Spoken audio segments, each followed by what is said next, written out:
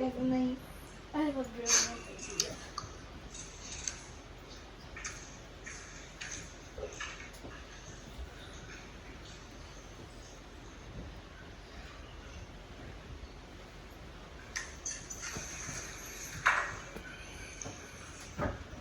Basi matapos. Sir, At this point, Your Honor, please, allowed. The prosecution is allowed. Counsel for the prosecutor is recognized. Your Honor, not by way of an objection, but a manifestation, Your Honor, please. Your Honor, Please, this is... wait. Before that, I would like to object to your manifestation. Your Honor, there's no objection. Why is the Your Honor, prosecutor allowed to manifest during my cross-examination? Counsel Your Honor. for respondent, kindly wait for the presiding officer to recognize you. Thank you, Your Honor. What is the desire of the counsel for the prosecutors to I make would like to put into record the simple fact, Your Honor, please, that basis has not yet been laid as to the presentation of these documents. He presented an articles of partnership and screenshots of websites without saying who took these screenshots or who, from where did the defense get the articles of partnership. That is only by way of manifestation. No need for the court to rule on that, Your Honor, please. Noted. Earlier ruling of the presiding officer stands. Counsel may proceed. Your Honor, may I respond? No need, counsel. It was not an objection. Please proceed with your cross. Thank you, Your Honor. May I also state a manifestation, Your Honor? Your Honor, the basis of the defense was laid. For the record, the chair will allow it. Just this Thank you. once, please. The basis of the defense was laid when we asked him whether he testified that he got his training as an expert witness from MaxCore Ventures. That's basis. Counsel, please proceed. Thank you, Your Honor. Sir, could you take a look at this? Under the words "our products," the products seen there are office supplies and equipment, ICT equipment, software and hardware, investigative equipment, hardware and software, emergency response software, and CCTVs. Do you see that? Yes. Thank you. Mr. Calilo, are you a lawyer? No, sir. Yesterday, you testified that you signed the affidavit of investigation dated February 10, 2025. Yes, sir. Your Honor, may I request a copy from the prosecution? I think it is Exhibit P-4-3 in series. P-4- 3 series. Your Honor, please, manifestation. The witness, number one, mentioned the affidavit of investigation, but that the witness did not identify the documents. So for the record, Your Honor, please, that document is not yet presented in courts as a documentary evidence, Your Honor, please. So highly improper for the defense to elicit that document through this witness, precisely because this witness did not yet identify the affidavit of investigation, Your Honor, please. Which exhibit is this? I believe he did, counsel, but which exhibit is this? Exhibit P-4-3 to Exhibit P-4-3BB, Your Honor. Your Honor, please, if I may, it was not yet identified, but it's pre-marked, Your Honor, please, to be presented by our next witness, Attorney Jeremy Lotong. So highly improper, as much as we want to accommodate the defense. So who is the signatory in that document? Is it Your Honor, Mr. Kalilong is a signatory to that document. is one of the signatories? Yes. Is one of the signatories? But the counsel for prosecutor is correct. This document has not yet been identified by any of the witness for the counsel for the prosecutors. You Yes. will get your chance, counsel for the respondent, when Attorney Lotok testifies later, which I believe is the only exhibit that he will be testifying to. All right, Your Honor. Kindly proceed, counsel. You mentioned a affidavit of investigation, correct? Yes, sir. And this affidavit of investigation, you sent a copy to the House of Representatives Committee on Justice. Yes, sir. You identified it during the House Committee hearings on April 29, 2025. Yes, sir. I'm showing you now an affidavit of investigation. This is marked as Exhibit D-4-46 in series, Your Honor. Mama, I did the whistle for 5 seconds. D-4-46 and series. Is there a counterpart marking from the Council for Prosecutors? Yes, Your Honor. This is P-1, I made a whistle. P-4-3 to P-4-3BB.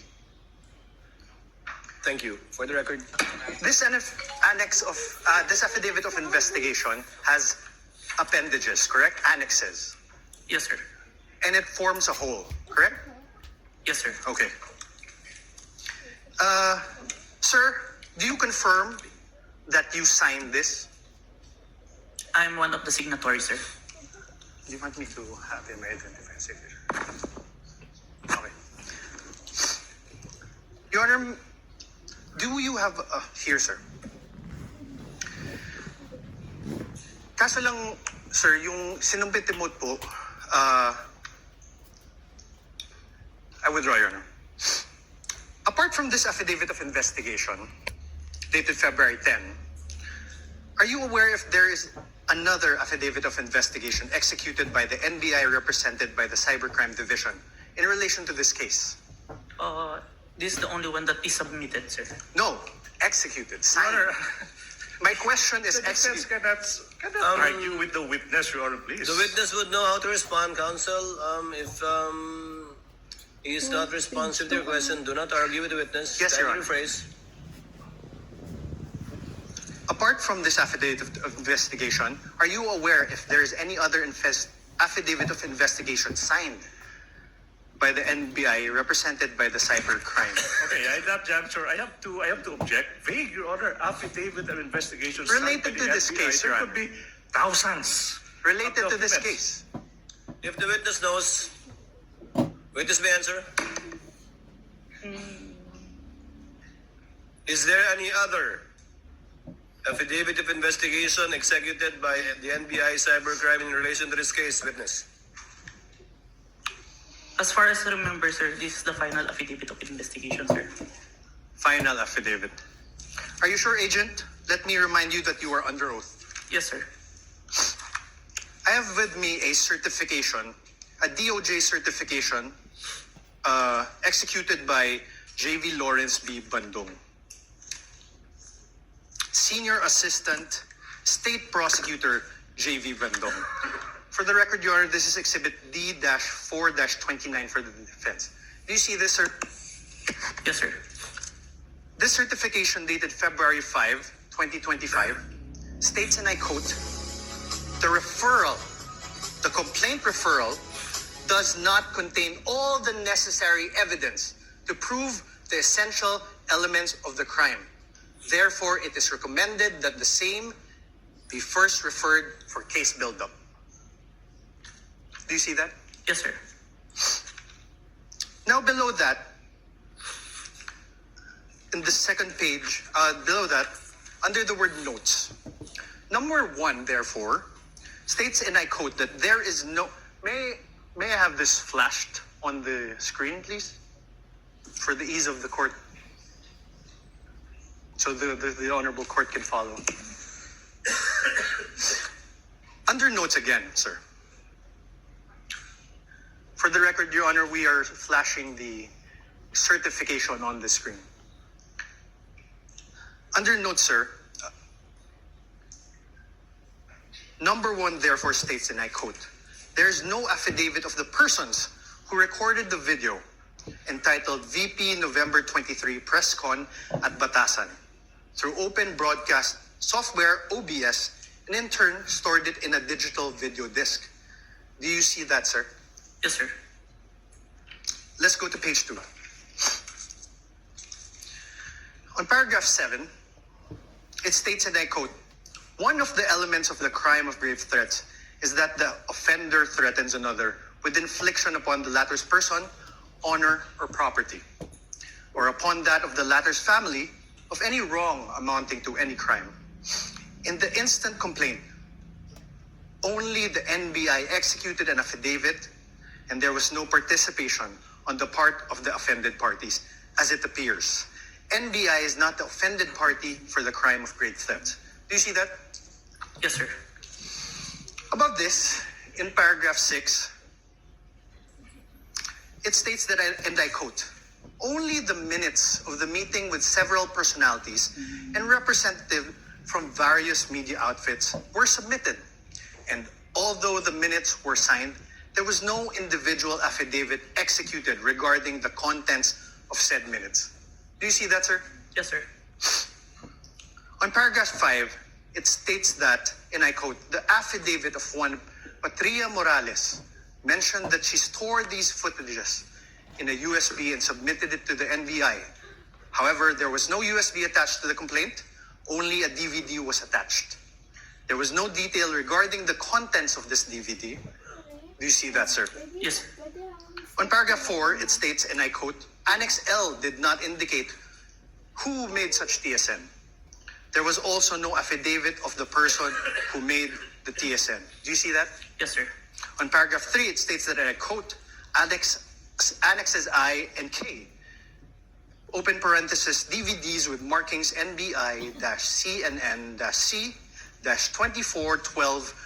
NBI-CNN-C-2412-43-6-2 and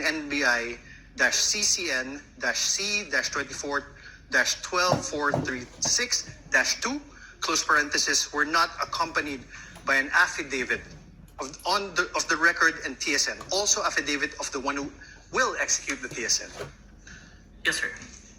On paragraph 2, it states, and I quote, the press briefing conducted on October 18 was not recorded and or stored in the DVD, no video submitted, and there was no TSN of the said briefing and the necessary affidavit of the person taking the CSN. Yes, sir.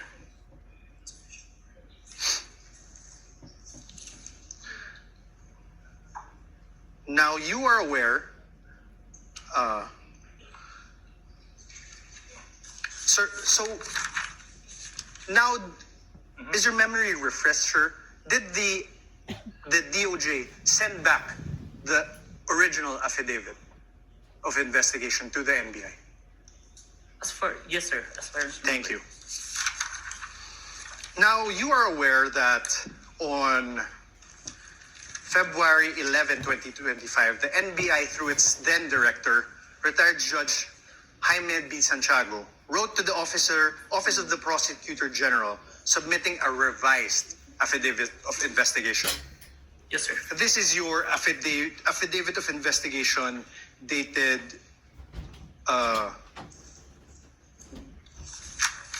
February 10, right? February 10, 2025. Correct, So, sir? wait. So, objection, Your Honor. The defense said that this is your affidavit, dated February 10, without showing any document. to I'm the asking, witness. sir, How could the witness answer to a question that that is not accompanied with a document? That should be the basis for the question and the and answer. this Your is Honors. your affidavit. I will reform, Your Honor. Kindly reform, counsel. Thank you, Your Honor. This is your affidavit dated February 10, 2024, correct? Please check.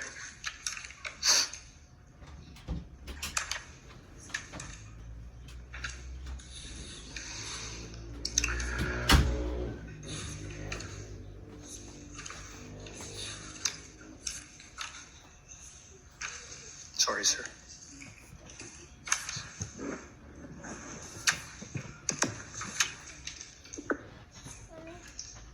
Tell me if it's been 30 minutes.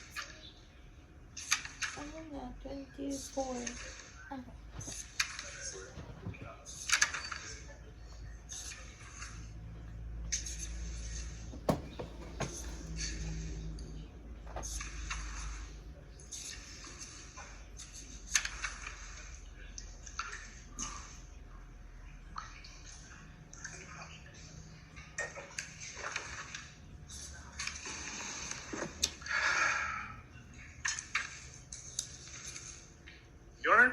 make a manifestation, Your Honor, please. Your Honor, can we observing- object again to this manifestation? Manifestation.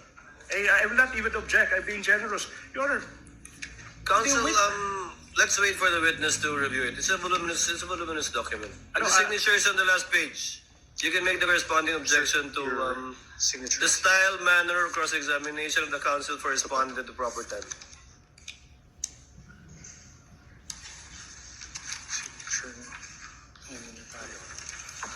Yan po.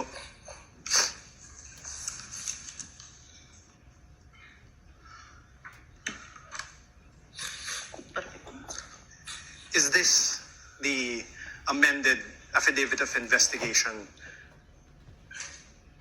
This is a photocopy of the Yes, sir. affidavit, sir. This is the amended one. Yes, yes, sir. The photocopy, sir. Thank you. With the permission of counsel, Mr. Calilong, what was the date of the first affidavit you submitted that was returned by the DOJ to the NBI? As far as I remember, January 30, and was when the certification was issued, we complied with the requirements and submitted it on February 10. Have you there's the identified that affidavit of investigation dated January 30 in yesterday's proceedings? No. Yes or no? Sir, Have you identified the January 30? the one that I identified, Your Honor, is the authentication, Your Honor. Not the affidavit of investigation. So you have not done so. Yes, sir. This one, you have not done so too. Yes, Your Honor. For the record, counsel, you may proceed.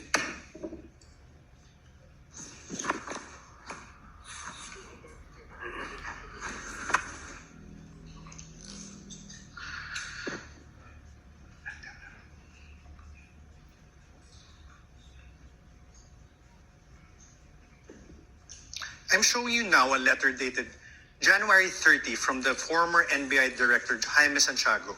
now I have to object, Your Honor, please. You know, the defense has been confronting this witness with documents, even without marking and identifying the source of these documents. Your It's Honor, like that's- plucking out of thin air a document, presenting them the document to the witness, and withdrawing the document Your Honor, that's up without to the... even introducing this piece of evidence, this piece of exhibits into evidence. So my question is, through the presiding officer, is the defense not entering these documents into evidence, Your Honor, please?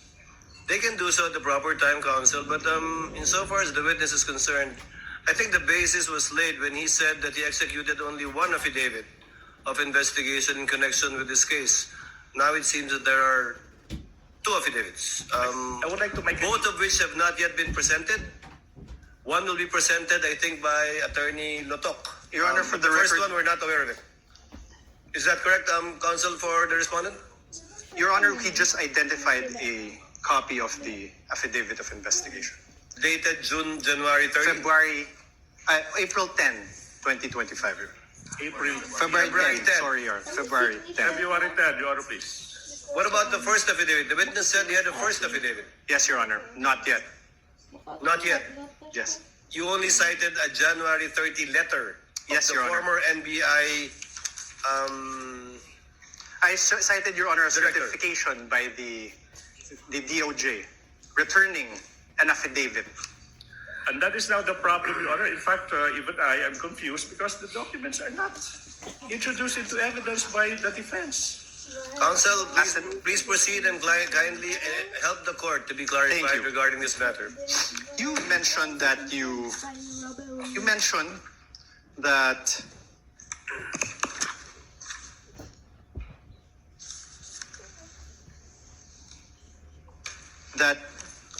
you were aware that the then director, retired Judge B. Santiago, wrote to the office of the Prosecutor General submitting a revised affidavit of investigation on February 11, 2025. I'm showing you now that letter dated February 11, 2025. For the record, this is Exhibit D-4-43 Of for the defense. up for the defense. You mean pre-marked? Pre-marked. Exposed. Because when you say marked as evidence for the Pre-marked. defense, it's not yet. Your turn has, I mean, you have yet to present your exhibit, so it should be pre-marked, Your Honor, please. No, it's pre-marked, and I believe both the defense and the respondent and the prosecution also have common pieces of evidence which should decided during pre-trial. This is not one of them. Which should decided during pre-trial to be marked It's separately. not one of those few common pieces of evidence. Yes, there are a few. Sir, Please proceed, Counsel.